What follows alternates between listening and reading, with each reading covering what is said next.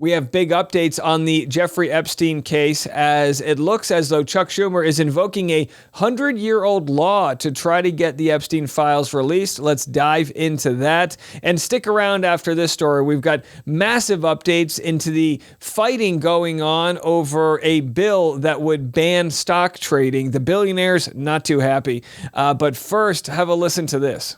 At the White House after his Scotland trip, and he's facing more pressure from Congress now to release files tied to late sex offender Jeffrey Epstein. New this morning, Senator Chuck Schumer is invoking a rarely used law to try and force the DOJ to hand over those files to the Homeland Security Committee. That's just one potential new headache for the president on this Epstein scandal that has gripped his administration for over 3 weeks now. Last night aboard Air Force One, President Trump spoke again about his falling out with Jeffrey Epstein, again claiming he cut ties after Epstein poached Mar-a-Lago employees. Yeah, so anyhow, all this, stuff rich men talk about. He stole my employees, and he would come into the salon, the Mar-a-Lago spa, and he would take their employees. One of them, Virginia Giuffre, who have recently passed away, they say through suicide, although people don't know what the heck went down. Well, here's Senator Chuck Schumer talking about the plan to get these files. And this morning, I was really proud to join every single one of my Democratic colleagues on the Homeland Committee in invoking a century-old and little-known law known as the Rule of Five to compel the Department of Justice to release the full and complete Epstein files. Under federal law, when any 5 senators on the Homeland Security Committee call on the executive branch must comply. Now, will they comply? Yet to be seen. It would be nice if they did. Now, and again, we'll find out. This is a slow-moving story, this Epstein stuff, because I thought that they already pulled over enough fastballs to make it happen. I'm going to cover Nancy Pelosi being accused of insider trading. Now, listen, insider trading, it might not always be so nefarious as someone telling someone else, I've got the information. Tomorrow we're going to vote on this. Spend $1 million on this. You'll make $10 million back. It might not be so obvious, but it's the fact that Congress, senators, they know policies that are about to be introduced, so they can put their money into different places before everybody else. And they make a hell of a lot of money. And whether their motivations are sinister or not, it's happening on either side of the aisle. We know it is happening. President Trump mentioned you, and he made an allegation about your investments. I want to roll that clip and then give you a chance to respond. Nancy Pelosi became rich by having inside information. She made a fortune with her husband, and I think that's disgraceful. Nancy Pelosi should be investigated because she has the highest return of anybody practically in the history of Wall Street, save a few. That's ridiculous. In fact, I very much support the trading of members of Congress. Not that I think anybody's doing anything wrong. If they are prosecuted and they go to jail. But because of the confidence it instills in the American people, don't worry about this. Now, look, they should ban stock trading. It's so simple as this. If you have $1 million in different stocks, put it into the S&P 500. So that way you can't be accused and there's just your voters know that you're working for them and not doing private side deals. So I'm going to share Josh Hawley out of Missouri. He is speaking next to Senator Scott, who is worth a hell of a lot more money than he is. And he's explaining why they need to ban stock trading. And if you guys think this isn't a big deal, this is the crossing of the T's and dotting of the I's that needs to happen to get the money out of politics. The more you do this, the more you get the bad actors out and you get people that are there to do the job, which is to help Americans, not enrich yourself. At the end of the day, if you're asking me why do we need to eliminate blind trusts, it's because blind trusts, I think, are often workarounds, because they can be structured in multiple different ways, right? There's not one way to structure blind trust, correct? Or there's only one way? There is a way that you have to structure it if you're in the Senate and going through ethics. Have you gone through that process before? No, because I don't have any of these securities, James, because when I got elected, I sold all of my trusts and assets. I don't have a blind trust. I practice what I preach. I don't have individual stocks. I don't trade in stocks. I'm not a billionaire, unlike others on this committee. And what I think is the American people are sending us a clear message, and I hope that they are watching this today. They're sending us a message that they want us to behave as they behave. Yeah, I mean, it's so simple, right? It's so simple. So I don't know what I called him earlier, Senator Scott here. This guy, he's filthy rich.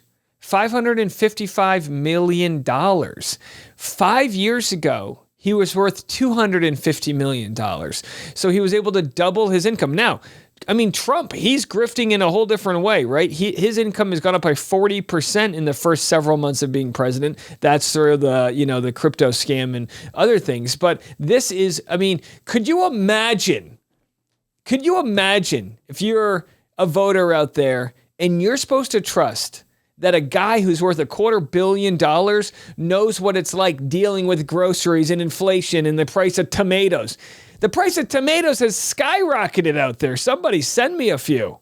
The price of healthcare, all these things. This guy's, so out of touch. And just to show how out of touch he is, listen to his response to this idea about trading stocks is bad. So this idea that we're going to attack people because they make money is wrong. Is absolutely wrong. We should cherish all of our different backgrounds. Every one of us has a different background. I've got a business background. But what I was just accused of is making money, and somehow I can't be fair and do things the right way. Exactly. So I think it's disgusting what is going on here. It's disgusting. I have a degree in business. I do a podcast. You know what I mean? Listen, you can make money all you want. What a chooch this guy is. All the money in the world. He's crying. Well, I can make money. What's the matter? You can't trust me? That's the point of the oversight. That's the point of putting things into the S&P 500, a mutual fund, getting it out of individual stocks, because I don't know if I can trust you. How'd you get your $500 million? You didn't get that by selling lemonade out there at the lemonade stand, right? I don't know if I can trust you. And if you really want to do whatever you want out there, then get the hell out of public office. We need to stop normalizing that people who work for us don't have rules and regulations to play by. Absolutely disgusting. So here's Josh Hawley afterwards commenting on how it all went down. And the White House. And the president just endorsed it. Oh, yeah. He just got asked like 20 minutes ago. So do you think there'll be a majority of members in the Senate that'll be willing to support that? I hope. He got asked directly about this bill, Senator Hawley's bill, and he said, I like it. Now, it's the exact opposite what Trump said. Actually, he said this: the Democrats, because of our tremendous achievements and success, have been trying to target me for a long period of time. They're using Josh Hawley, who I got elected twice, as a pawn to help them. I wonder why Hawley would pass a bill that Nancy Pelosi is in absolute love with. He is playing right into the dirty hands of the Democrats. It's a great bill for her and her husband, but so bad for our country. I don't think real Republicans want to see their president, who has had unprecedented success, targeted because of the whims of a second-tier senator named Josh Hawley. So they ended up doing a carve-out for Donald Trump, which means future presidents wouldn't be able to trade stocks. So he got his way. It doesn't involve Trump. But regardless, for the future, this is a good thing. Nancy Pelosi got to be investigated. So there we go. But no, it's great. Listen, this bill we've worked on this for years, and it's really simple. It bans members of Congress from trading stock. It's not that hard. And guess what? Members of Congress hate it because they want to trade stock. They make a lot of money doing it. Yeah, and you know what? Why don't you be less busy trading stock and busier getting us universal health care, paid family leave, and things that actually benefit, a normal middle class. Most people don't have money in the stock market. You know what I mean? It's like this isn't important to them. If you're gonna work for us, put that in an S&P 500, which tracks, the 500, whatever, and just shut the hell up and go to work. Here we have Bernie Sanders talking about the famine happening in Gaza. He doesn't mince his words about Israeli Prime Minister Netanyahu. He says Netanyahu is a disgusting liar. There's no starvation happening in Gaza. What, do you believe he's lying? Of course he's lying. He is a disgusting liar. Israel had a right to defend itself from the terrible Hamas attack. But I think everybody understands that in the last 2.5 years, they've been waging a brutal, horrific, almost unprecedented type of war, not just against Hamas, but against the Palestinian people. So Bernie put a bill together to vote on, which would stop taxpayer money from going to Israel. Essentially to say, we don't want to fund this genocide which is happening. And the bill, by a vote of 27-17, Senate Democrats voted to stop sending arms shipments to a Netanyahu government which has waged a horrific, immoral, and illegal war against the Palestinian people. The tide is turning. Now, Senator Bernie Sanders has been under attack, but you must remember he is a Jewish man from Brooklyn, right? He's a senator in the great New England state of Vermont, but he understands this is not beneficial to the American people, and it's horrifying to the innocent lives that are out there. Here we have Canadian Prime Minister recognizing Palestinian state, joining the France and the UK. So they're all coming together to say, if they don't knock it off, there's going to be a price to pay. The level of human suffering in Gaza is intolerable. Earlier this week, the Minister of Foreign Affairs represented Canada at the UN high-level conference on a two-state solution in New York.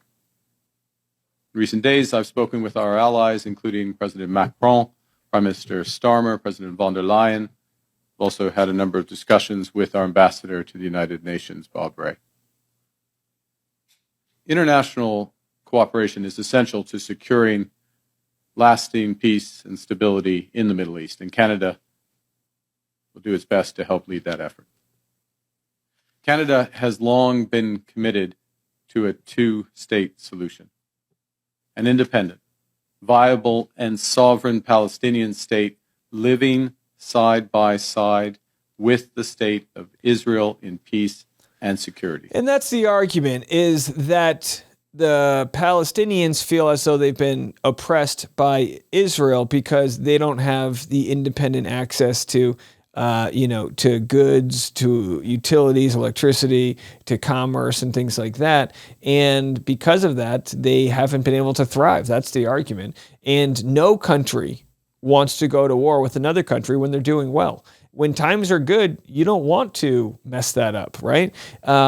So it seems as though, and by the way, there's other stories coming out now where a handful of Middle Eastern countries are calling for Hamas to drop its arms and leave Palestine. So there's a multifaceted movement happening right now where people, have said enough is enough. And while I do believe other countries were waiting for the U.S. to take the lead on this, they're realizing that that's not going to happen. And because of that, they're sort of forming these other allies without us. And that's a result of the fact that the U.S. has been funding Israel and really doesn't have an objective thought in it. I mean, if we really wanted to help out right now, we would have those humanitarian cruise ships sitting on the shores of Gaza helping all of the kids that are dying, and they are. And it's an absolute tragedy. And with that tragedy, it is a little bit of light at the end of the tunnel to see other countries doing what we can't, which is try to help out. All right, that's it for me. We'll be back this afternoon. We're here twice a day, every day. So we'll see you then. I'm Dave, and this is The Rush.